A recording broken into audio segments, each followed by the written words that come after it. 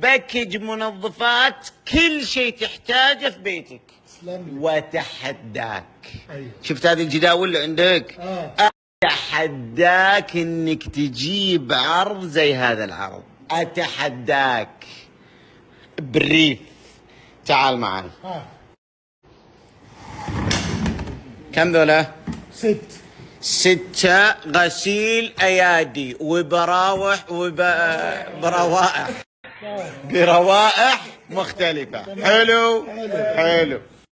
ومعاهم 1 و2 و3 و4 و5 و6 منظفات صحون. الله لسه راح تشكرني. هذا العرض راح تشكرني. غيرك ياخذه ويبيعه تجزئه، يعني مصدر دخل هذا يعتبرونه. والسعر صدمه للجميع. وبريف مو اول مره نصوره، صورناه كثير واعلنا له كثير، جربناه في بيوتنا. ابو فاضل اخر مره كان طلبه. امانه عليك ابو فاضل. ممتاز والله ما جاب. يشب التاهو. لو يعني اذا انت لو كذبت يشب التاهو. اكيد اذا كذبت يشب التاهو. والله ممتاز. تنصح العالم. نعم. بريف. نعم. منظف المنظفات. نعم. مجرب ولا تسوي طبيعي. حلو. هذا الحين خلصنا 6 ايادي و6 صحون. خلصنا ما خلصنا. منظف افران خاص الافران. مو بتركين لك زاويه في البيت الا وجايبين لك شيء مختص فيها يلمعها ويرتبها لك. وهذا 2. وهنا منظف قزاز. هذا 1 وهذا 2. وهنا منظف شامل كل شيء. اي حاجه ينظفها لك. هذا 1 وهذا 2. وهنا المنظف الارضيات. اقول لك مو بتاركين لك شيء، مرتبين لك كل حاجه. منظف ومعطر ومعقم. الثلاثه في واحد. 3 لتر. وعدد اللي حاطيهم لك في الباكج 1 و2 و3. حلو. بعد وش باقي الملابس. ما ينسونك.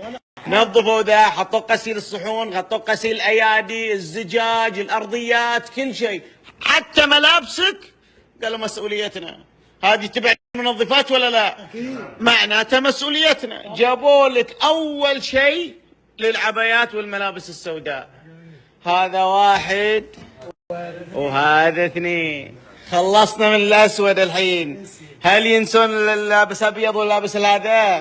ما ينسونه. قالوا لا ابشر، هذه للملابس الملونه. وهذه 1 وهذه 2. 25 علبه منظف. شو تقول عنهم يا ابو الحي؟ اول حاجه اقول لك عن الجوده. الجوده اللي هم يراهنون عليها، والضمان الذهبي اللي هم حاطين لك ضمان ذهبي. في حال ما عجبك المنتج تسترده. اي ما عجبك. شفتوا هذه البشكه كلها؟ شفت هذا 25 علبه منظف. ولو ما عجبكش تسترد فلوسك. نعم. كمان. طيب ركز معي. شفت هذه ال 25 علبه؟ 25 علبه. لو جيتك وقلت لك البشكه دي ب 270 كلها، شو تقول فيها؟ والله يا بلاش. والله 25. روح راجعها. 25 راجعها كويس. قل لي هذه كلها ب 270 وش قولك فيها؟ راجعها عدل. وانت انسان والله العظيم انه عنده الجداول. عروض الاثنين متى يوم؟ عروض الاثنين متى يوم؟ يوم الاثنين. حافظ العروض بالايام. وكل يوم 4 نستو قولوا له.